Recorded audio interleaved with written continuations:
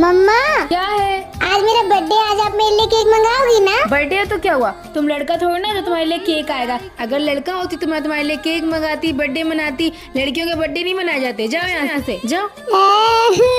अब मेरे सामने मत रो खड़े होके। मायरा, आज आपका बर्थडे है ना, इसलिए मैं आपके लिए केक लेके आया हूँ। केक लेके आए हो तुम? कहाँ से लेके आए हो केक?